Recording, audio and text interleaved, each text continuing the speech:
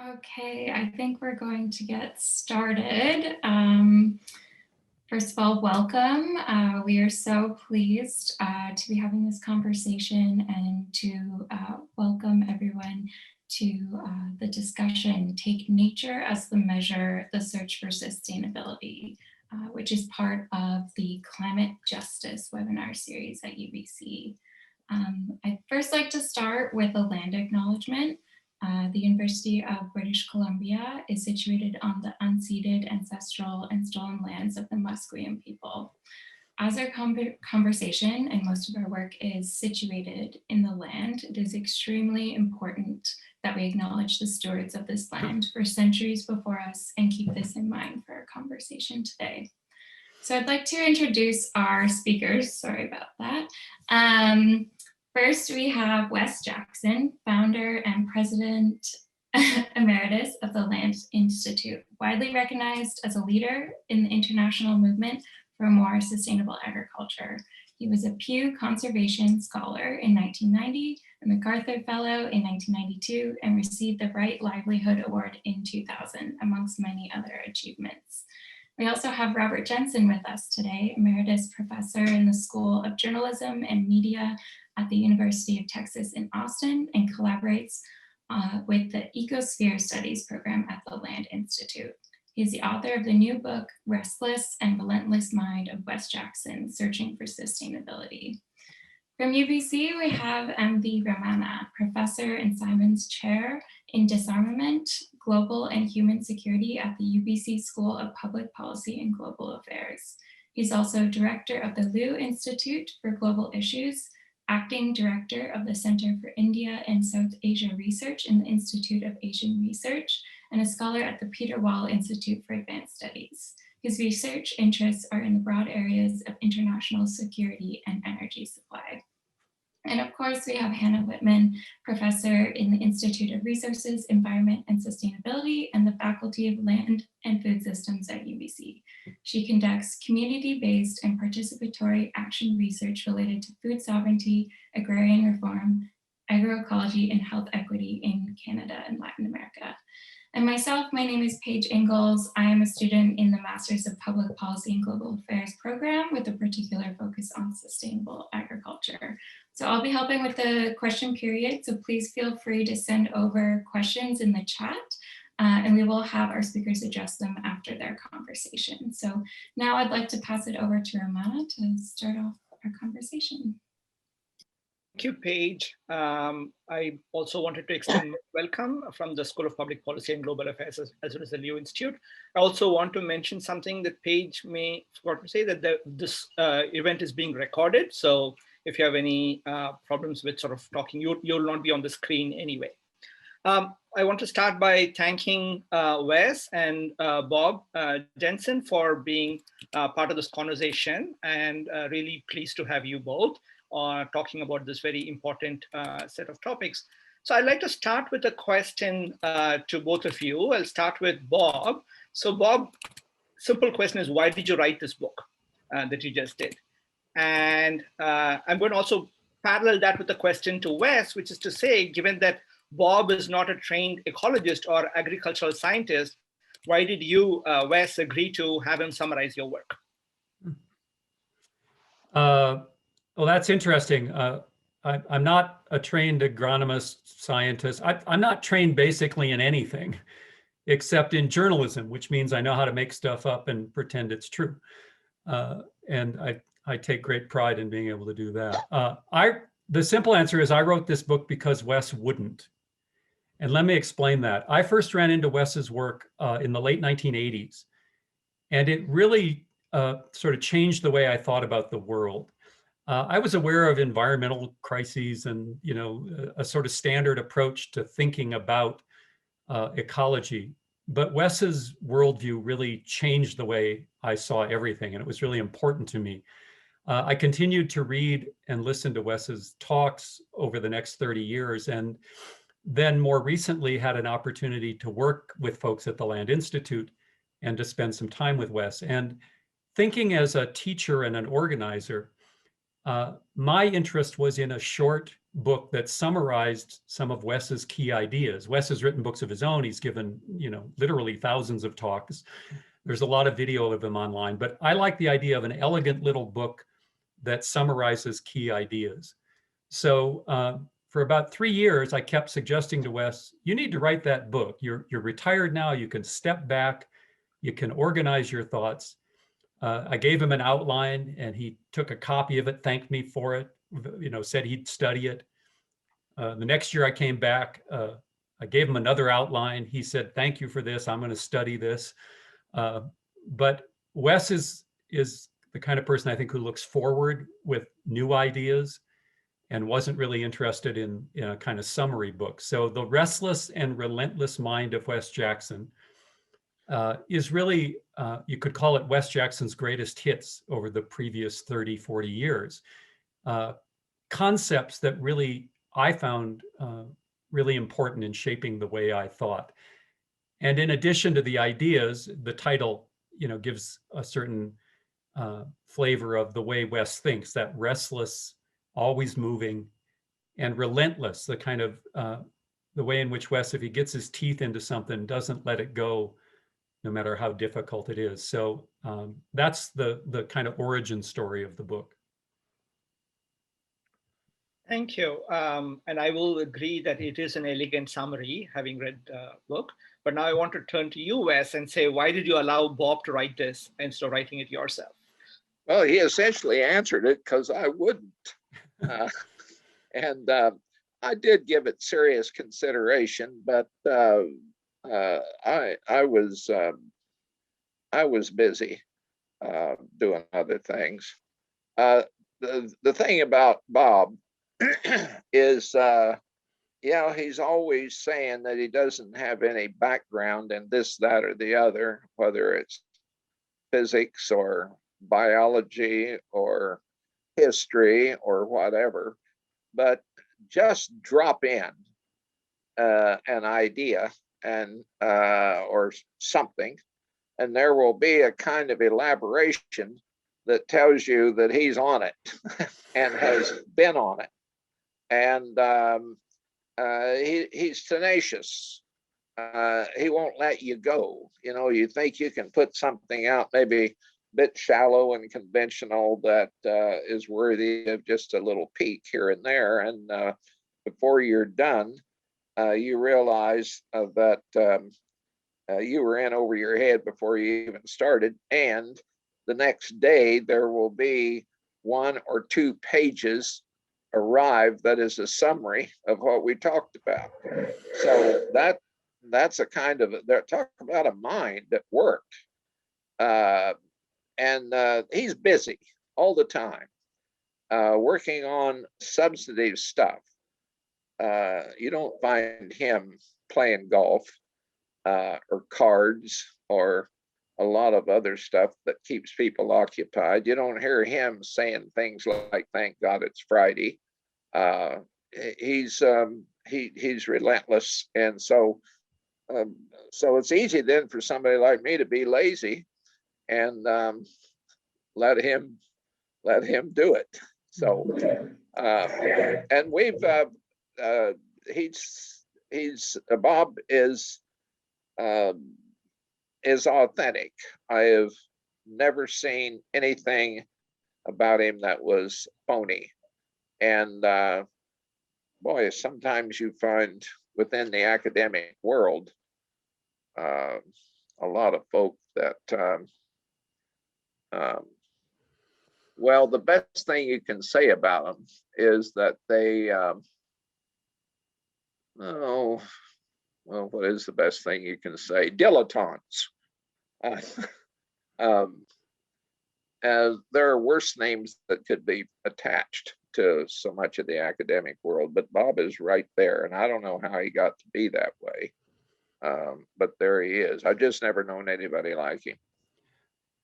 Well, let me politely object to some of that praise, because of course I'm authentically humble, so I have to, go through the motions of rejecting it. But wait a minute, I said it the way you wrote it.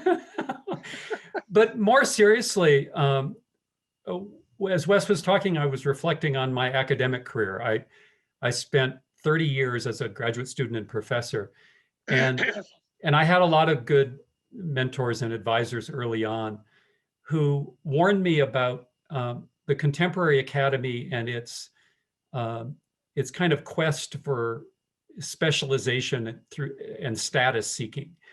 I think I had the best job I could imagine for somebody like me, teaching, having time to read, write, and think. But in all seriousness, I wasn't a big thinker. I wasn't the kind of person who was going to come up with big new ideas. Some people do, some people don't. And so I had friends who helped me understand that being a generalist and seeing the good ideas that other people were developing and helping articulate them in ways that students and the public could understand, that was a real contribution. So especially to students, graduate students, junior faculty, I'm always saying, use the university and its resources to be the kind of person you want to be, not necessarily the kind of person you get forced into. And sadly, the obsession with fundraising and specialization and publications too often kind of drives out the native curiosity that I think draws many of us into the academy. It's just so cool to learn things and to get paid to learn things. And I've always just gone to a kind of broad generalist sensibility on that rather than, digging in to try to develop some big idea. Yeah, I'd love to jump. I'd love to jump in there with a question. For those of you in the audience that haven't had the pleasure of reading Wes's book, or you'll hopefully get the chance to read the new book as it comes out. Wes has been a real leader in precisely this point of helping us go back to the system and to become not just a generalist in the sense of knowing a little bit about a lot of things, but really looking at the social and the ecology and the culture of a place and having that teach us this idea of place-based learning and systems and holistic approaches to sustainability. We've come back around as a university, and UBC really prides itself, I think, on taking the idea of community engagement and place-based learning and territorial acknowledgement seriously. Way back in your prologue to becoming native to this place, you wrote that universities need to take seriously, and I'm quoting, "We need to take seriously what it would mean to have as our national goal becoming native to this place, to this continent." Yet, the university is still very much aligned with this project that you called upward mobility, industry collaboration, innovation, always looking to the new. I was curious if, one or both of you could speak to this integration of knowledge, this ecology of knowledge that would help students and people wanting to become involved in agriculture and food systems, to hold that tension between the research and the sort of new technologies that we have access to, but also not forgetting about that importance of place-based knowledge that's being so quickly erased by our current ways of teaching and promoting agriculture. Yeah. Let me say something really quick and then turn it over to Wes. In the book, I organized chapters around kind of aphorisms, very catchy sayings of Wes's. Wes has an amazing way of taking complexity and making it apprehendable.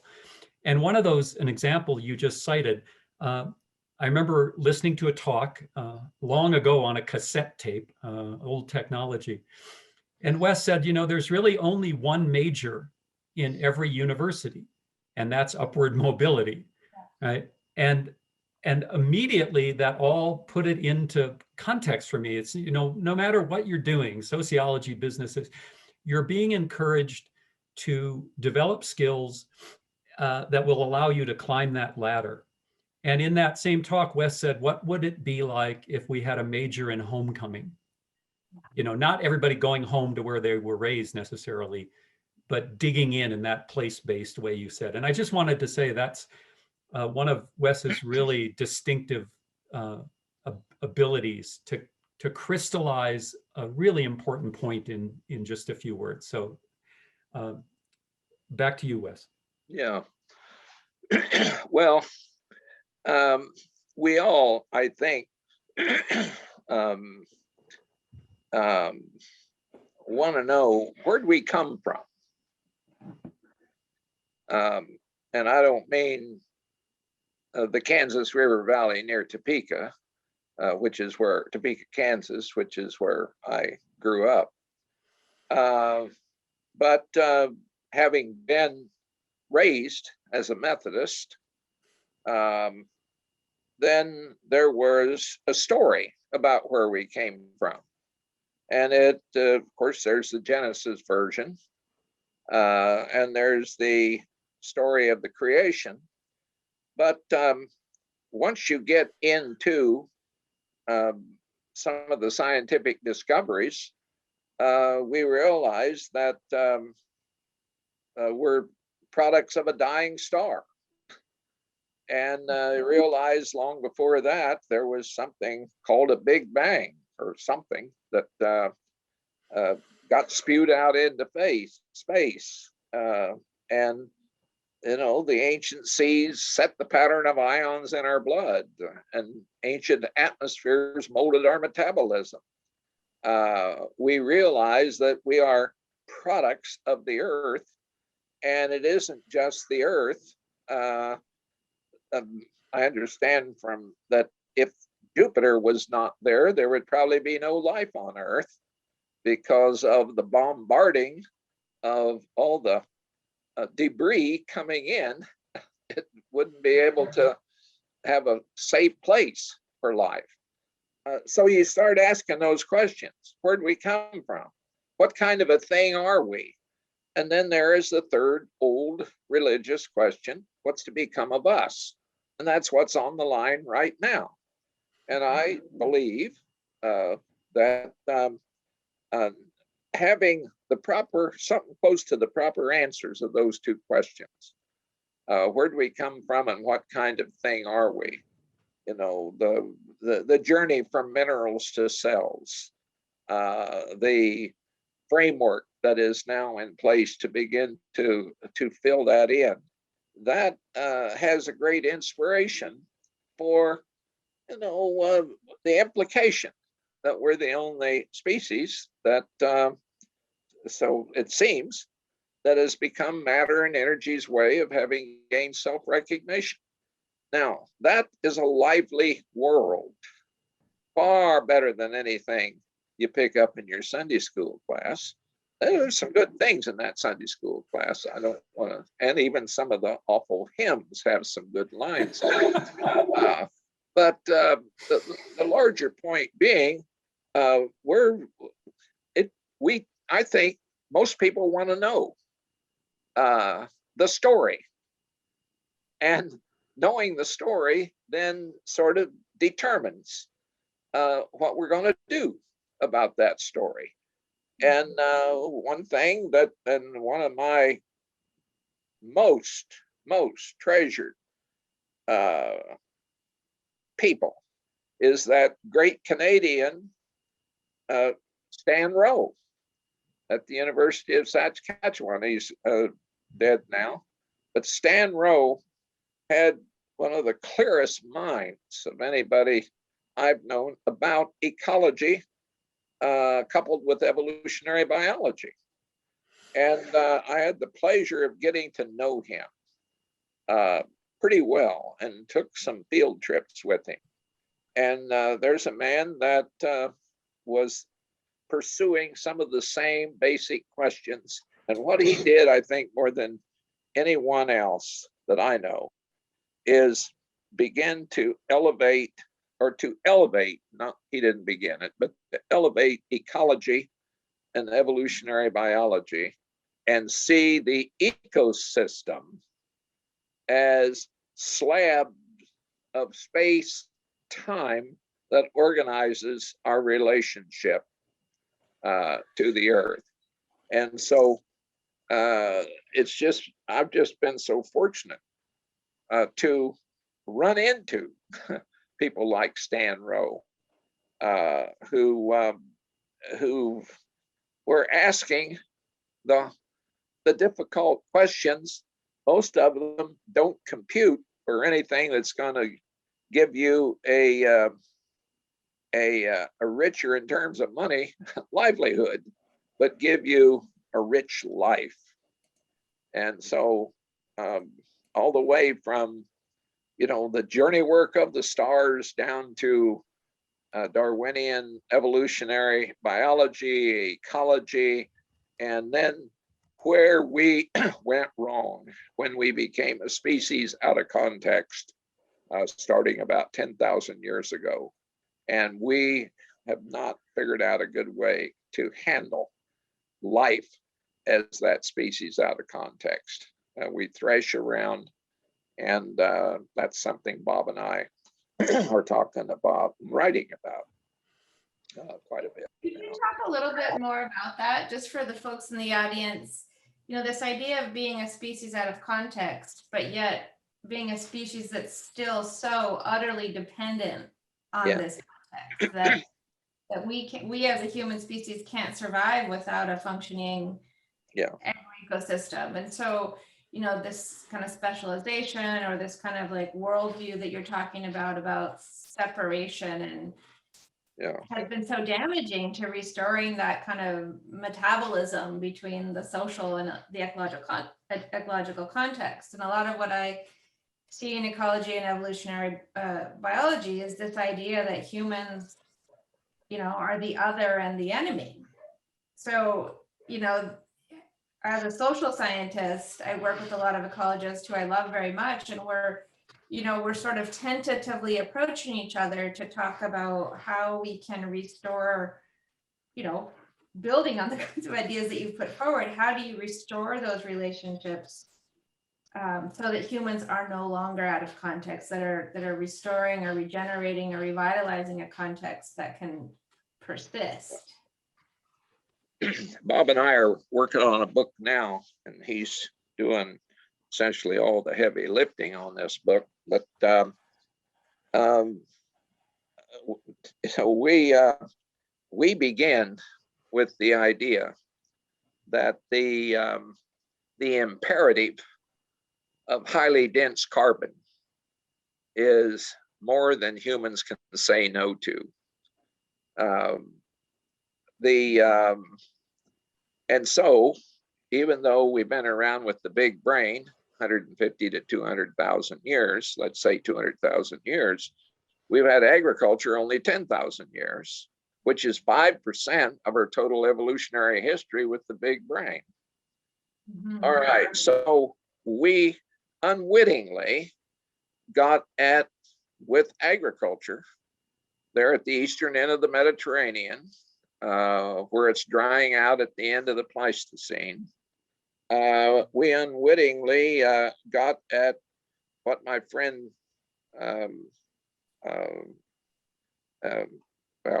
trained in mathematics and physics and so on, Amory Lovins calls the young pulverized coal of the soil. Mm-hmm. The young pulverized coal of the soil.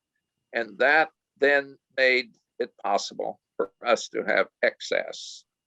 And then 5,000 years later, we get the porous carbon to smelt the ore for the Bronze Age and the Iron Age. And now we're able to make plows that are metal and swords. And then, of course, the coal, the oil, the natural gas. And there's never been any restriction built into us, you know, that we didn't need to for most of that time. All right, so then here we are now. We got on this agricultural treadmill, and we didn't realize that we invented the Ponzi scheme. And that Ponzi scheme, you know, is more than just in money. I mean, we are Ponzi scheming big time. And then what goes with Ponzi schemehood is the development of a kind of a technological fundamentalism. The technology is there, or we make more technology and we keep upping the ante. And not realizing that there is a cost that's going to come sometime, some way, somehow. And so in order to deal with that, we invent something called systems theory. And the fellow, he's dead now at MIT, that's the one that was the major prof for the limits to Earth people. I can't think of his name right now. Bob, what's his name? Jay Forrester. Oh, yeah, Jay Forrester. Yeah, Jay Forrester talked about the counterintuitive behavior of social systems. Well, I see that counterintuitive behavior of social systems as a consequence of Ponzi Schemehood. In other words, we think that we've got something that's going, and then the next thing you know, we look in the rear view mirror, and when we see a crash coming on, we look in the rear view mirror and we can't figure out what happened. So this is, I realize I'm a little senile rapture here, but the larger point being that once we got on that treadmill and essentially invented Ponzi Schemehood, then it is staying ahead, you see, and unable to say no. And so as a consequence, we have two big population problems. We have too many people and too much stuff. And so right now there's probably more stuff is worse than numbers of people. But I mean, here we are in this Ponzi scheme, and we still are religious in a way, devotees of technological fundamentalism. I mean, look at those folks, our good friends that are working to do something about climate change, wind machines and solar collectors, and we're going to do something, shooting stuff into the atmosphere that dims out the sun. There's all of that, but why not say a cap and rationing and begin the journey? And that would be the beginning of the down power. Did I go beyond your question? I bet I did. Looks like, yeah, I think Ramana's going to ask you a follow-up. Yeah, so I want to pick up on that, but I want to see whether, Bob, you wanted to say something there, or should I just pick up on that question? Well, let me go back to this phrase, a species out of context. And I don't want to, spend too much time in praise of Wes Jackson here. It'll go to his head. But that's another one of those aphorisms that really was powerful to me. So I'd been to college and I'd taken anthropology, and I knew that agriculture was fairly recent. And I knew that most of human history, we were a foraging, hunting, gathering people. But the implications of that never really hit me until I listened to Wes talk about that. So as Wes pointed out, it's a very small slice of our evolutionary history. We've lived this way. And so in a very profound way, we are out of context. I always, would tell students, we mess up so much in running the modern world because we didn't evolve to run the modern world. Now, human beings are very adaptable, obviously. We have an incredible cognitive capacity. We've spread over the entire planet and figured out how to live. But we're still in a lot of ways working against our nature. We didn't evolve in large institutions. I taught at the University of Texas at Austin. It had 50,000 students. We didn't evolve in institutions of 50,000 students. The United States has 330 million people. That is not a quote unquote natural kind of political organization. And when you realize that, you start to, as Wes just pointed out, you realize what we're up against. Let me try it another way, and then I'll throw it back to you, Ramana. Often when we first get aware of why that the world is a nasty place, we want to blame individual people, right? I came of age when Richard Nixon was president in the United States. So there it was, an easy target. Everything would be better if just Richard Nixon hadn't been president. Well, it would have been better But then you start to realize, no, the problem isn't just Richard Nixon. It's the institutions that people like him work in. And then you start to realize, well, those institutions come out of systems. And I think the final step, which Wes has helped me understand, is there is something about the nature of being human that is at the core of the problem. And Wes, just marked it as the ease with which, as a species, we give in to the temptations of dense energy. When there's energy available, we tend to use it. When we can develop the technology to exploit more energy, we tend to do it. It's not 100%. There are examples where people don't do that. But for the most part, the exception proves the rule. Human beings have, as Wes has pointed out, skated over those 5 carbon pools: soils, forests, coal, oil, gas. Those are the places we have gotten that excessive amount of energy. Again, remembering something Wes said in a talk, he said, when you think about it, we've become a species of hole pokers. We poke holes in the ground to get all that energy. First, shallow holes to get the soil carbon, and later drilling deeper down. That's just a way of saying, when we step back, we see the kind of magnitude of the struggle we're up against. And that can be depressing for some people, but I find it invigorating because it helps clarify the nature of the struggle. And that's, I think, essential to any chance of success. So go ahead, Ramana. Great. So that is, I want to just sort of pick up on that point to ask, so this is clearly a very important insight. How do you want people to actually use this insight? What would you like them to do? Because, you would agree that we can't go back to a foraging lifestyle, and sort of agriculture is here to stay. So, and of course, you've been spending your whole life sort of doing something about it. So what is it that sort of that lifetimes of work has sort of, what insight has it given to you about what people should be doing? You're asking me that. Yeah. Okay. Well, I go back to what community life must have been when we were gatherers and hunters, and how many people were in a gathering hunting context. And Bob's spoken to that. It isn't 50,000 people that are all strangers to you. They're men, women, and children. And there's a territory, and there are predators that want to eat you from the inside, bacteria, fungi, whatever. And you invent fire and you take care of that problem mostly. And then you have predators want to eat you from the outside. And so you're watchful. And you are in a community looking after one another.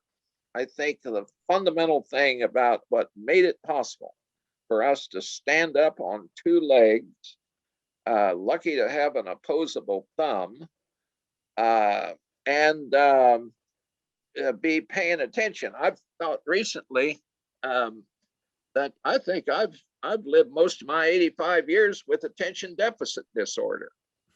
Now, I think that's a very good thing, attention deficit disorder, because other people are sitting around the campfire trying to think up big thoughts. Meanwhile, I'm watching to see to it that nobody comes up and gets bit or, carried off, So here we have, I'm kind of more than joking on this. There's a diversity among humans, and some of that diversity in the modern industrial world is of no use. And so I'm thinking, in fact, this is what we're actually, May 1, we will be amplifying a part of our ecosphere studies effort here at the Land Institute. We have been successful at convincing a small liberal arts college right here in Salina that's important to transform higher education. And so what are we going to do? Well, the first thing is to begin to teach young people to develop the cultural capacity. And that begins with food. And how do we grow food?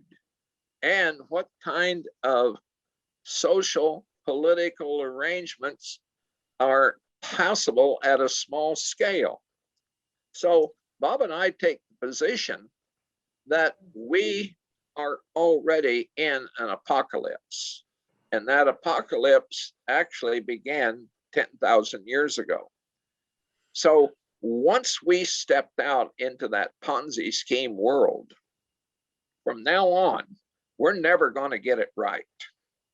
And that's a very interesting thing about to have a species that is unable to get it right. But we can do better. And so doing better within the context of the impossibility of a return to Eden. I actually think that some of those early Hebrews had been thinking about a kind of an Edenic thing that was from now on. You know, I mean, in fact, in the Hebrew Bible, there is the angel with the flaming sword that in all directions that's denying access to the tree of life. And I'm wanting to strike a bargain with that angel. And but I also know that the best thing we can do is begin to get more people on the land and to play out some of our Paleolithic predispositions in healthful and productive ways. I think it could be the thing that would make the big transition. But this business of living within a rabbit warren, of these huge places, this is not natural. And you say, well, it's fun. That's the life I like. I do like groovy coffee and like to sit with my laptop and so on, and take in, you know, McDonald's something or other. That there's a better world for us, and we're going to have to train ourselves. Yeah. Go ahead, Bob. I just want to follow up on Ramana's question also in a sense, in a more tangible way, and highlight Wes's development of what at the Land Institute they call natural systems agriculture. So Ramana, your question is, okay, we're in this pickle, what do we do about it? Well, Wes is talking about the need to think about size, scale, and the scope of our competence to run the world with all this high energy, high technology. That's important. But, you know, for more than 30 years now at the Land Institute, they've also been doing agronomic research. And natural systems agriculture is a name they've given to the goal of growing perennial polycultures. So let me just take a moment and explain that. Most of the human calories, somewhere around 2/3, maybe as high as 3/4, come from grains, you know, rice, wheat, corn, that sort of thing. And most of those are annual plants. And in most places, those annual plants are cultivated through plowing. And as Wes has pointed out, ever since human beings took up the plow, there has been soil erosion beyond replacement levels. And that is a big deal because you don't have soil, you don't have food. Okay. The shift from an annual plant that has to be replanted every year to a perennial that will come up year after year is one of the insights of natural systems agriculture. The other half is the polyculture. Now, if anybody's ever been in any of the great grain producing regions, I'm from North Dakota, you'll see, you know, acre after acre, mile after mile of the same plant, monocultures. And that's possible because of herbicides, pesticides, chemical farming. All right, so could we shift from annual plants grown in monocultures to perennial plants grown in polycultures? Well, that's the question natural systems agriculture is trying to answer. And it's interesting because it involves both science and traditional knowledge. So we currently don't have any commercially produced perennial grains.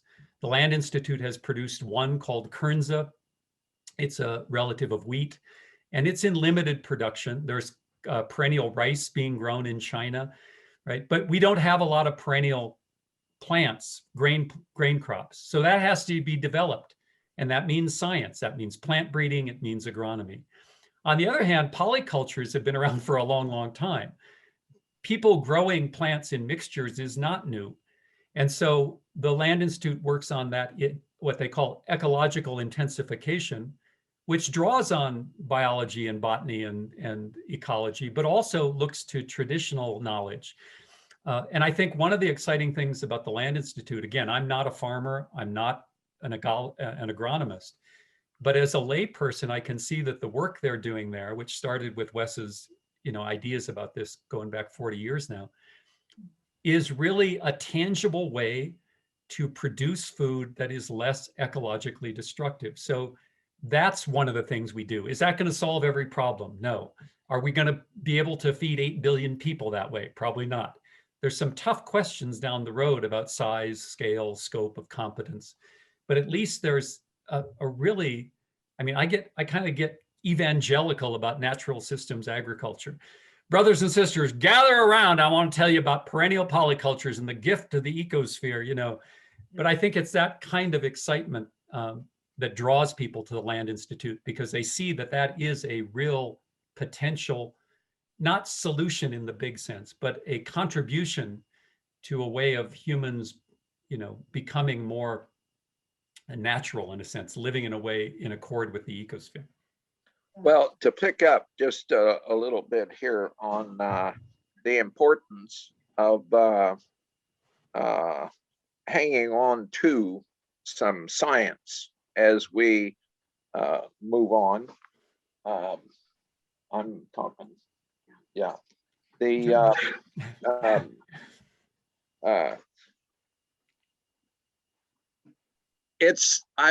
I've said something about technological fundamentalism, and I've also said we're never going to get it right as a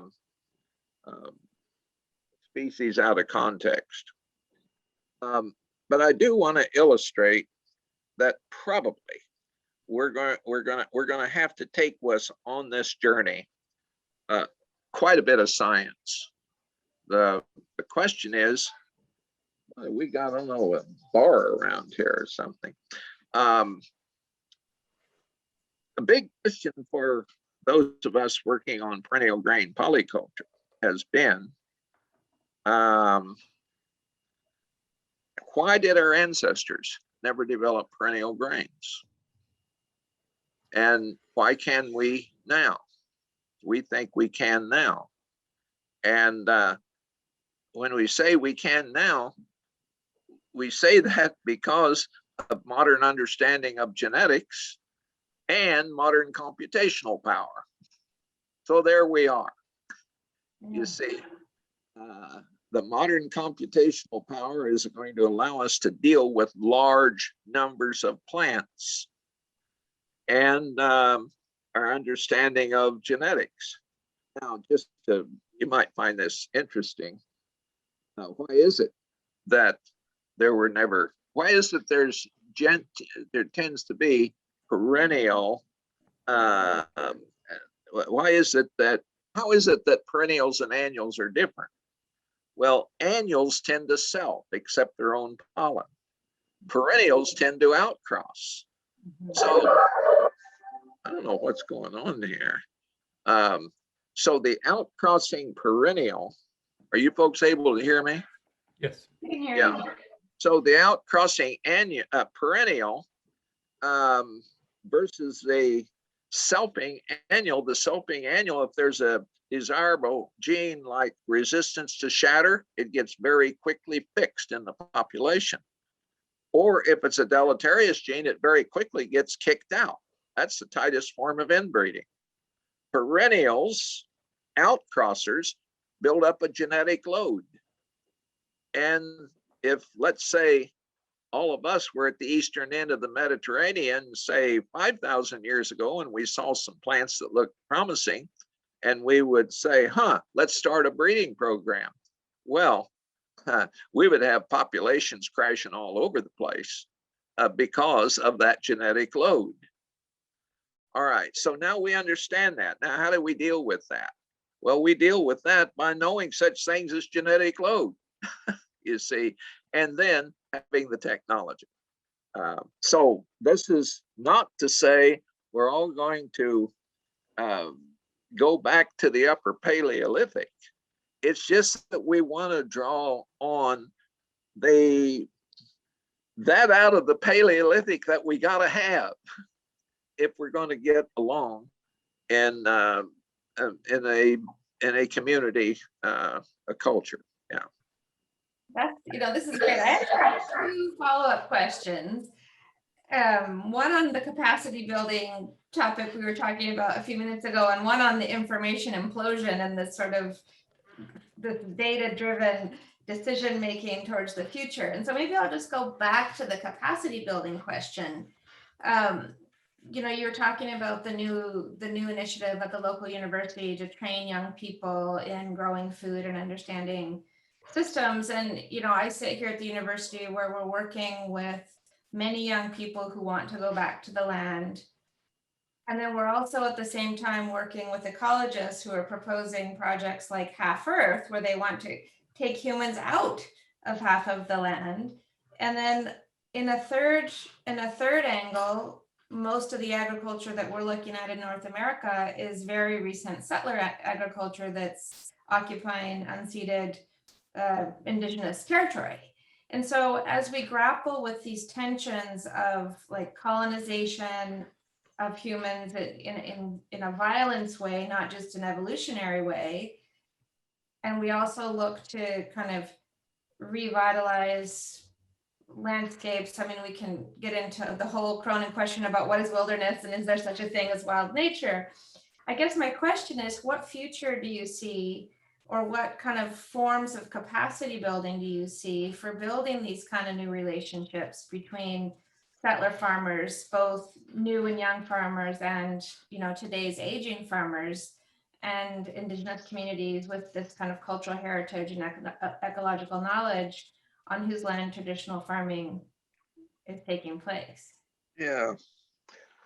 Well, Bob, did you want to say something to that? Go ahead, sir. I've been around to a lot of places and to give talks and hear lectures and so on. And I think that there are people that are, lots of them, that have a kind of what some would call a back to the land mentality. And we got to remember the 60s and 70s and 80s, how many people with their fancy degrees from expensive colleges went back to the land. Some of them ended up getting rid of their Volkswagen bus and instead getting a fancy car because there were the possibilities for them. But there's still some of that around. And I think this round, we're seeing more people that want to do that. Now, how are we going to have another sort of major program that gets people back on the land? I don't know. There's going to have to be some kind of political shift that sees to it that there's a sufficiency of people. Now, maybe it'll come as there's a decline in the sufficiency of capital. If you don't have the money, this is a digression. But I've been thinking about that Madoff guy that died here last week, I guess, the Ponzi Scheme fellow in New York. And I've been thinking, if Madoff were to represent the analog, him at a much smaller scale, what could Madoff have done to get out of that problem? What would it take for him to do? Now, the whole thing crashed, I think, because of the 2008 crash, and people wanted their money. and he wasn't able. And so there were literally billions of dollars that were effectively lost. So, but if we were to begin, let's say we take him as an analog and seriously ask ourselves, what would it have taken Madoff to do his downpowering and get people? He's not going to get them all paid off. He's already into such huge overshoot, just as we are into huge overshoot. And some of those that won't get paid off, they suffer. And in our overshoot, there's going to be suffering. Now, what is the nature of suffering? And how do we take care of the suffering in that downpowering? Well, the more people we have on the land with the cultural capacity to grow food, the greater will the more likely we will have the softest of landings. And that's the big thing. Make our goal a soft landing. And now, how soft? How soft? And Madoff, in fact, I'd like to see somebody take late Madoff's his story and then chop it down. And what would it have taken? And where does he run out of gas? You see, this is our problem. Yeah. Overshoot. Related to the concentration of land ownership and wealth. You know, that seems to be one of the big barriers of getting, it's not just the cultural capacity that you're talking about, Right. and the knowledge sharing models. Yeah. What about the concentration of land, of seed enterprises, of the actual, as you're saying, capital? Yeah. Has been involved in forcing people off the land in the first place.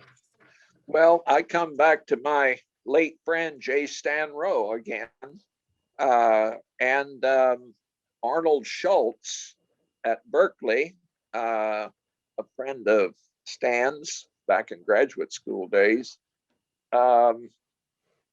They talked about the ecosystem as a conceptual tool for the management of our resources. That's Arnold Schultz's paper. That was an ecologist, I don't know, in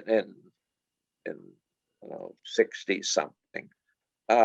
So if we're to look for guidelines, look at the ecosystem concept. Those slabs of space-time. Yeah. The slabs of space-time that we live within, rather than thinking about the individual plant or the individual this, that, and other. What is the constellation of slabhood to carry us into a sunshine future? If I could jump in, Hannah, you made an important point about land ownership. We live in an economic system that concentrates wealth. That's the nature of capitalism. It always has been. It always will be, as long as what we call capitalism exists. Mm-hmm. And that's an impediment. In some sense, and this goes against my lefty tendencies, but for the sake of argument, I might suggest that the problem of concentration of land ownership is far less challenging than the loss of knowledge and cultural capacity that Wes is talking about. If you look at history, concentrations of power are indestructible till the day they self-destruct, in a sense. There's a great quote from, I think, an old Roman historian: "There's nothing as powerful as an army on the day of its greatest defeat." In other words, yes, these systems are powerful, and there's nothing today that is going to democratize land ownership. But those are human political and economic constructions that can change quickly, and have in history changed very quickly when enough people simply no longer will accept the profound injustice of it. Building back knowledge and cultural capacity is, I think, much harder, right? Mm-hmm. So I always use the example, my paternal grandfather was a blacksmith. My father sold insurance for a living. In one generation, the cultural capacity and knowledge about how to work with metal that my grandfather had was lost completely when my father took a white collar job.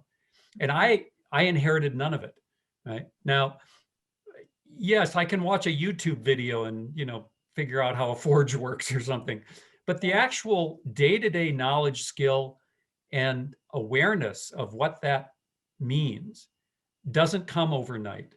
And I think, Wes has said that that's one of his great concerns, that in a very short amount of time, centuries of that knowledge, deeply embedded, often transmitted not through, analytic means and scholarly papers, but transmitted orally through, day-to-day activity, people learning to do things by watching elders do them. That's been, wiped away, and that doesn't get restored quickly. So I'm, as much as I like to think that, an anti-capitalist revolution would bring in the land of milk and honey. If we're back in the land of milk and honey, somebody's got to figure out how to work that land and get that honey. And a lot of us simply don't have those skills. And how are we going to get them is the scary question to me. Absolutely. Yeah, I think, we're getting to the point where we can start getting questions from the audience here. Yeah, I'll just kind of close by, Wes is writing on what you're talking about, what he calls the information implosion, that we're losing data faster than we're generating it, even though we are in the age of data, is to me a really striking point. Yeah.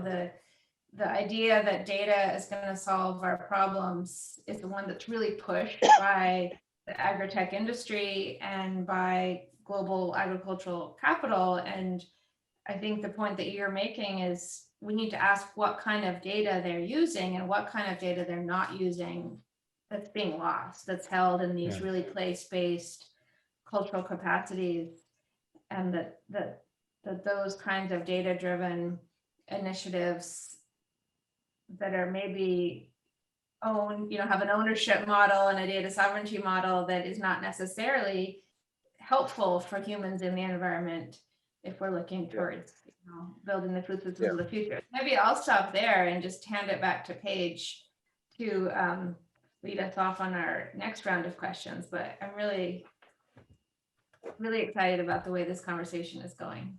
So thank you. Yeah, thank you so much. So much to think about. And I think I just kept coming up with more and more questions as you all were talking. And we've got some questions coming up in the Q&A, but just to start us off, I wanted to kind of ask, we are at the School of Public Policy and Global Affairs, and many of us are policymakers or hoping to become them. And I know some of the people in attendance, we want to contribute to this cultural change. And, there are a lot of barriers that you've all already mentioned, lack of knowledge and access to capital, to access land. But I'm wondering, as people who want to see change, who might be entering government or institutional roles and see all the challenges there, what you think that, the role of government can be in facilitating this cultural change, or maybe you think that it has to be on a personal level. I'm wondering your thoughts there. Yeah, go ahead, Bob. So, I think in the absence of a clear solution to problems that are beyond the scope of our competence to solve, I am reluctant to tell anybody what to do. We all have certain talents and temperaments that lead us in certain directions. Some people are good at working with institutions, some people aren't. I think wherever one decides to go, the question is, what are you going to use your advantages, your privileges, your resources for?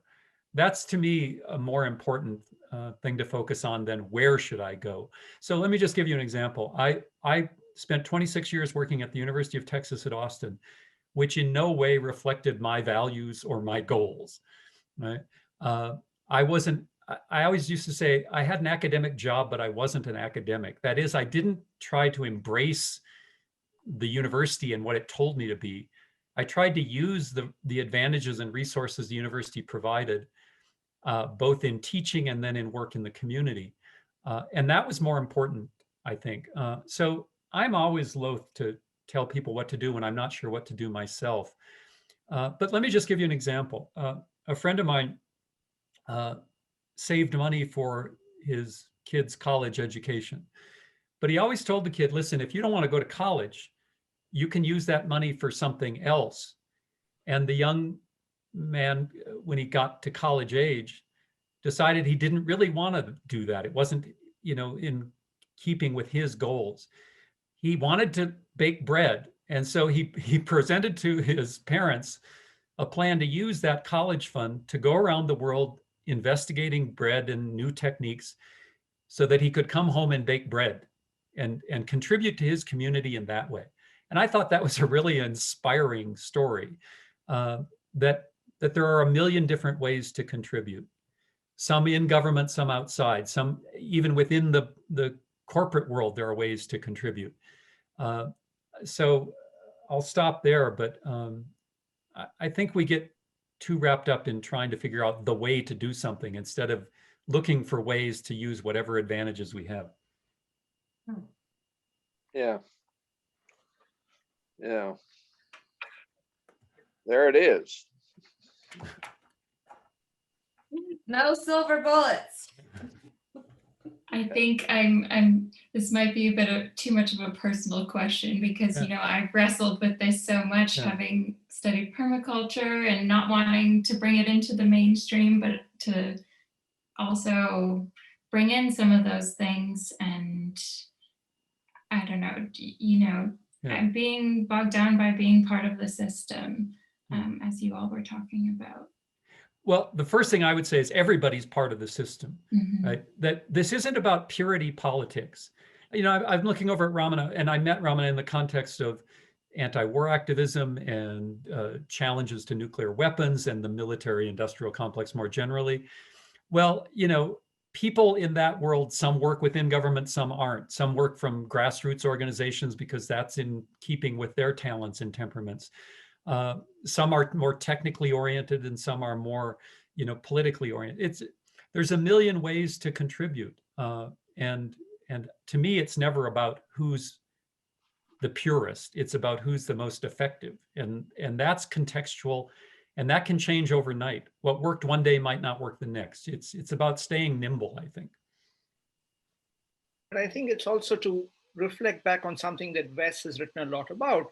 It is to be a little humble about what you're doing and have some humility and realizing that, I'm not just because I have this role that I'm not going to be able to change the world, but you should try to do what you can given where you are. Yeah, humility will go a long way. I told a grandson that was just graduating, I said, look, once you learn to fake humility, the rest is easy. And this is now I'm trying to emphasize that that actually you can't fake humility. You get humility by understanding the largeness of the problems, and you find yourself small within the problems, and therefore humility isn't something you work for. You see, I was joking with my grandson when I said that. He knew me well enough to know what I was doing. But the thing is, once you look at the problems and you see all of the entry points that need address, and you look around to think, which one of those can I contribute to? Then you're thrown back with a kind of a humility you don't have to work for. You see what I mean? Get the story. And once you have the story, then it'll be there. Yeah. Now, a lot of people, though, too many have folded their tent, and they say, look, as long as I'm booked on the Titanic, I'll go first class. And so they go join Wall Street or something like that. That's not a solution. That's a surrender. Oh, well, thank you all for your thoughts on that. So I'm just gonna read a question from Zia in the Q&A. So, as a more recently rural subsistence political economy and still limited private ownership of land, is China more amenable to the changes you propose? Very specific question, but wondering if any of you want to tackle that one. Well, I'll just say that I've met some folks who work in China, American researchers who work there, who would say there are some things possible there that aren't possible here. At the same time, I don't think anybody on this call wants to endorse the governmental structure of China or its approach to, population, the political control of its population. To me, all of this is just about the no silver bullet reality. Nobody has an answer. And I think that that's really important. I'm often at odds with people in the environmental community who work from the assumption that you have to tell people this is all going to work out. You can't give them any bad news. You got to stay positive. And I'm a big opponent of that, because I think the first thing we have to do is come to terms with reality that the modern high energy, high technology world, the industrial world, simply is not going to continue indefinitely. And that means that we are heading, as Wes suggested, to a future that I just call fewer and less, fewer people with less stuff. How are we going to get from a world of 8 billion people to a sustainable human population consuming dramatically less energy? I don't have the first idea. And nobody else does either, right? So, as long as you mention China, let's quote Mao Zedong, let 100 flowers bloom. I'm not going to endorse most of Mao's governing style, but I like that. Let 100 flowers bloom and 100 schools of thought contend. Not because that guarantees anything, but because none of us really know. And that's that humility Wes is talking about. And humility doesn't mean, saying, oh, I don't know nothing. I think of Wes as a very humble person, yet Wes has spent 40 years going around the world telling people, here's a way to think about this. Here, it was driven by a desire to contribute to change without any illusion that you have a corner on the market about how that change is going to happen.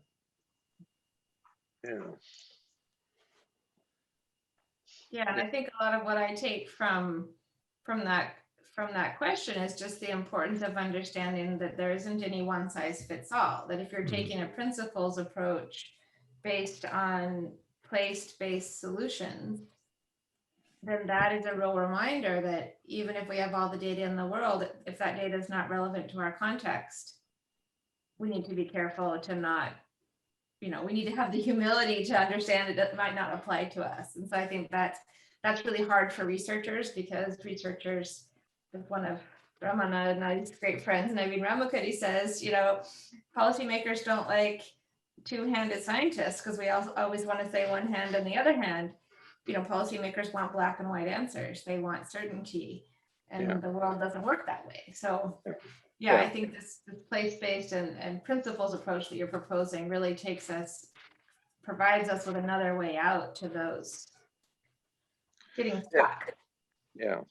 I got a story to tell you.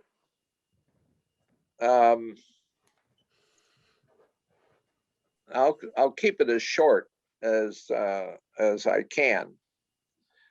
There is a fellow that worked at the International Rice Research Institute in the Philippines, and he also taught at the University of Illinois, Urbana, Champaign. He's a geneticist. And he was working on a project, and you'll get the point of this toward the end. He's working on a project where I think they were trying to get genes out of a perennial rice into the annual rice, but mostly for, I don't know, resistance to some insects or pathogens or whatever. But the project came to an end because of, I don't know, money, or they got what they wanted. And so he came through here through the Land Institute and saying he was going back to it's going to be in Urbana now. So what are they doing with that germplasm of that perennial rice? Now, this is just thinking, what are they going to do about that? Oh, I don't know, he said. Well, the uplands in China and a lot of the world, where all rice is not a paddy rice. There's some of the upland rice, and they're growing it on these uplands, and then, they're tearing up the spaces in the uplands, and you get erosion. So we managed to get that rice moved to China, and we put in, I think year one, $15,000 and maybe 20,000 a year or two. But every year we put in that money, and he had a student working with him that was finishing a PhD in genetics. Bing Wei's his name. And so Bing Wei and that tiny little thing the Land Institute put into it, that tiny little bit of money, that 15,000, jump-started a breeding program for perennial rice in China. Well, I'll leave part of this out.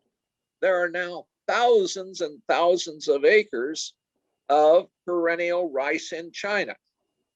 And that comes from just, we didn't have any skin in the game. What we saw was an opportunity.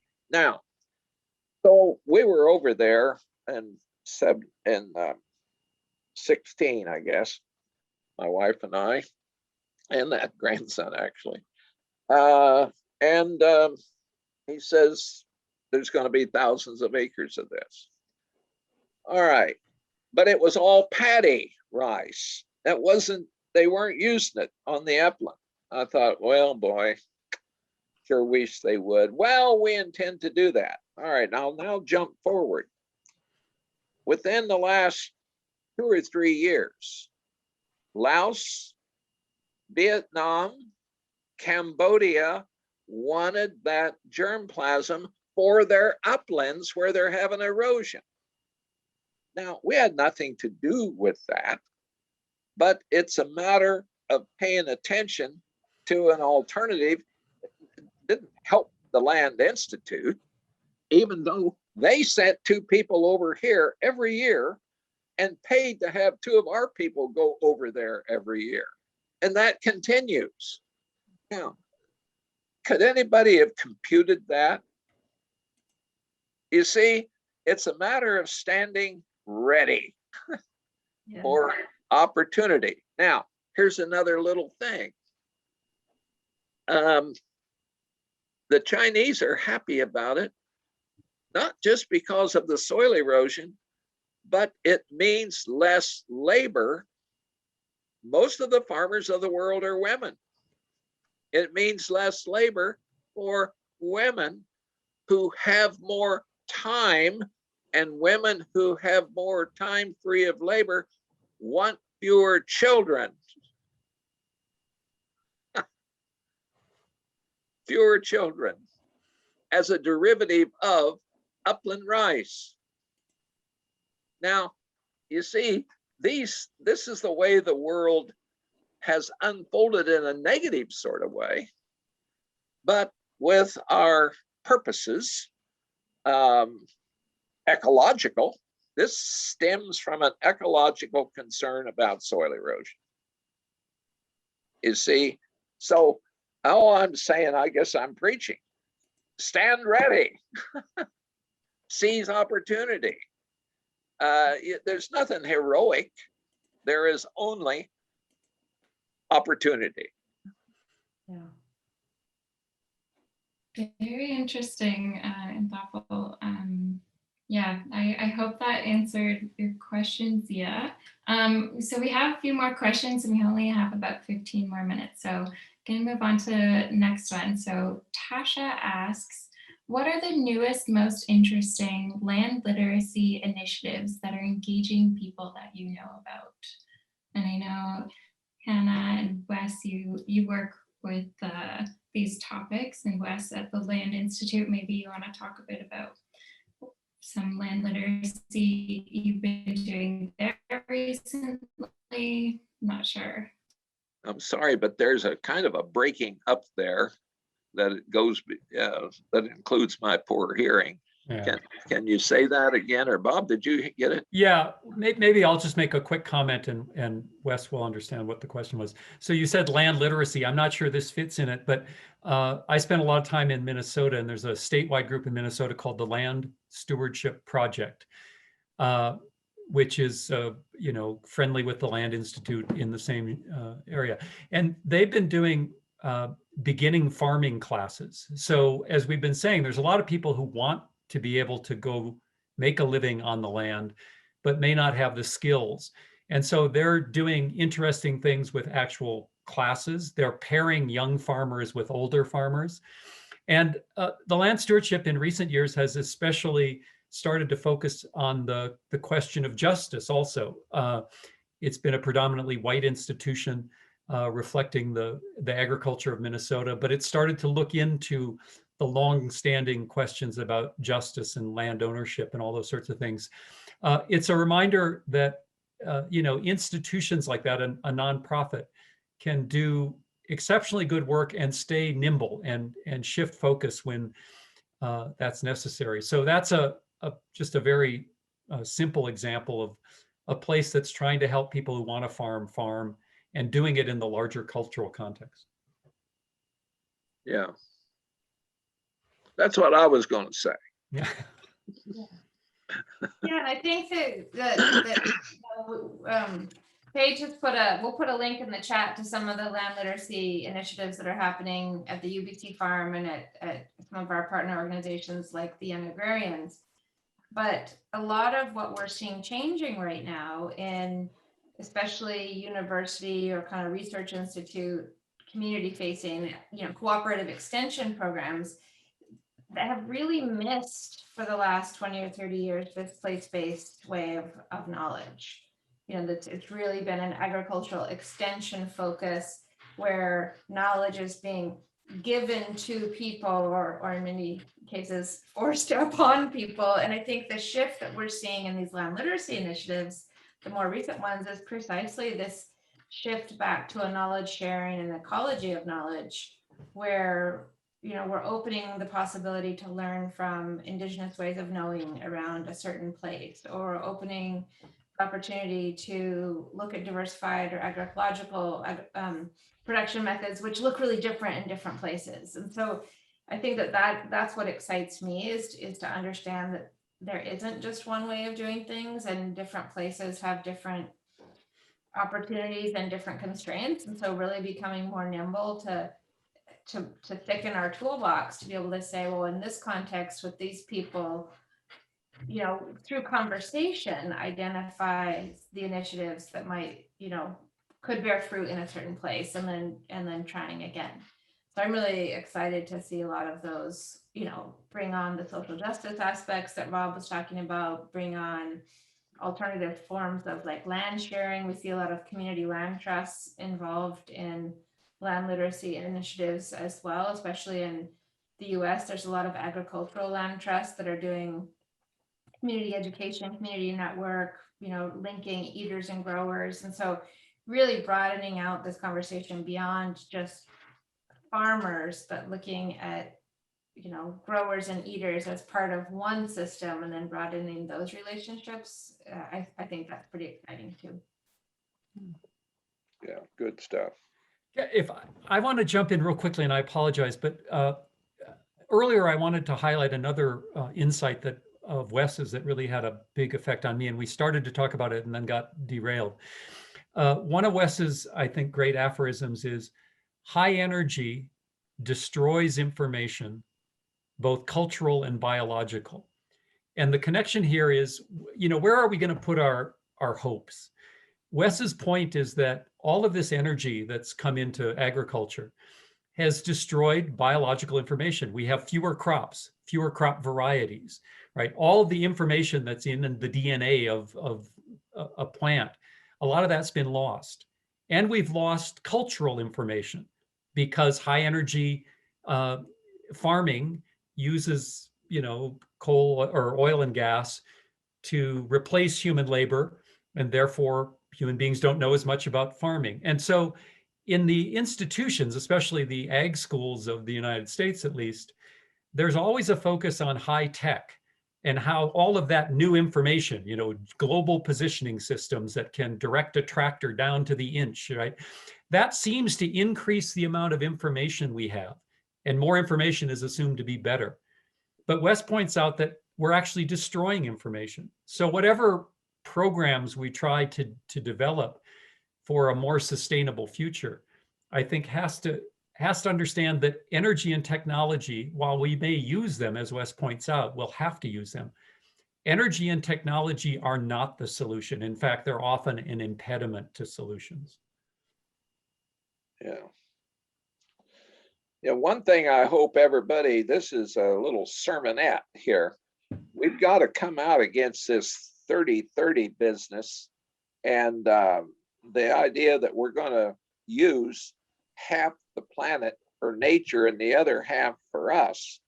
I mean, that's a dumb way to think about it. We got to think about the whole system being kept in, I mean, you can imagine all sorts of examples of what happens within, say, your household.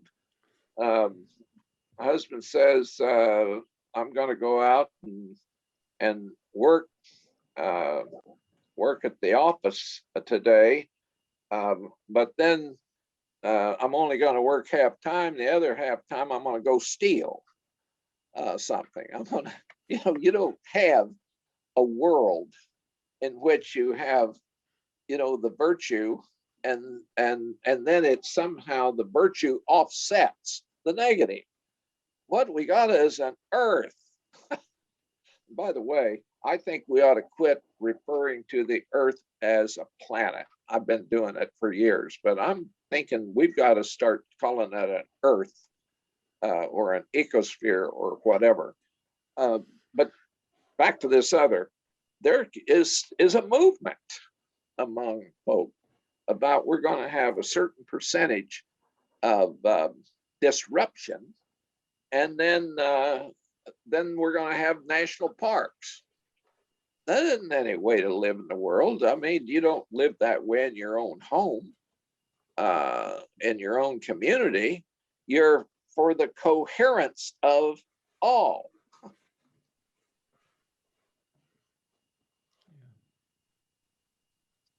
Yeah. One last question, Paige. I think we should be sort of winding down.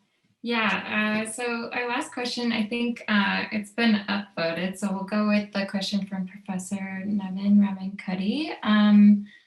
So humans seem to have a tendency to solve one problem by creating another. The automobile was a solution to accumulating horse poop. CFCs were a solution to the more toxic ammonia as refrigerant. I worry about something Wes alluded to. The availability of more plentiful renewable energy might result in using that energy to deforest or cultivate even more of the planet. So when we have solved the carbon problem, we will have a nitrogen problem. How do we get out of this vicious problem-solving conundrum? Great question. Well, here's the question. The questions from my point of view are, before you go into something, how many people are going to be involved? At what level of culture? What are the chances of backing out in case things go sour? And then that causes you to be studying the exits. ahead of time. I think the most important major within universities ought to be study and exits. How are we going to get out of what we're creating? And so much of what we've created, there is no out without some kind of a disaster. So if you just start with that simple question, that the kind of thing that coherent households have, now let's not go spending money and on that when we've got to have this for the household. We we kind of pay attention at a small detail level. But take for example the interstate highway system. I'll just use the United States. Look at what that problem did. It caused the bypassing of the small towns and the rural communities. And people now can travel 80 miles an hour and not see the world that they're driving through. So here was considered a good idea. Well, let's think about it. I don't know, any of you know our book build that we put on a conference on the necessity for an ignorance-based worldview. And we were totally serious about that we're billions of times more ignorant than knowledgeable, and always will be. So we said, let's go with our long suit. Let's have an ignorance-based worldview rather than a knowledge is adequate worldview. Now we're serious about that.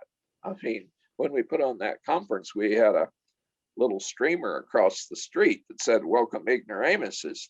Now, the larger point here is that this becomes a source of humility.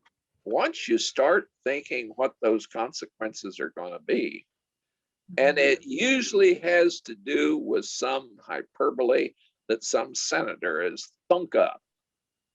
And, and it usually has something to do with some new technology, or it often has something to do with some new technology that we didn't need in the first place. So anyway.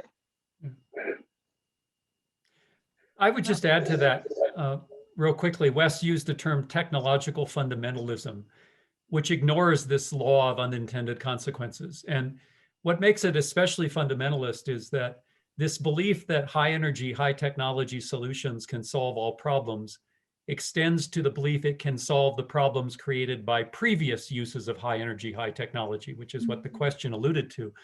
And that's a deep fundamentalism that I think we have to get over.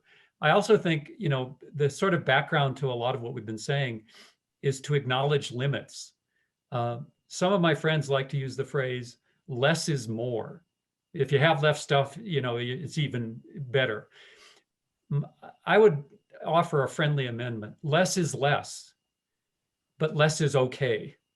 Right? We are going to have less energy and less stuff, and that means we're going to do more work by hand. I recently dug a very deep hole for a plumber, and I learned what it means to dig holes without fossil energy powering a backhoe. And at the end of the day, my back was sore, but that was okay. These are realities we're going to have to deal with. So instead of always promising high energy, high technology solutions, instead of promising we will always have more, let's just start to say we're going to have less and it's going to be okay. We don't really have a choice. Yeah. On that note, I think we should close. It's already 2 o'clock. I want to thank all of you for participating, especially you, Wes, and Bob.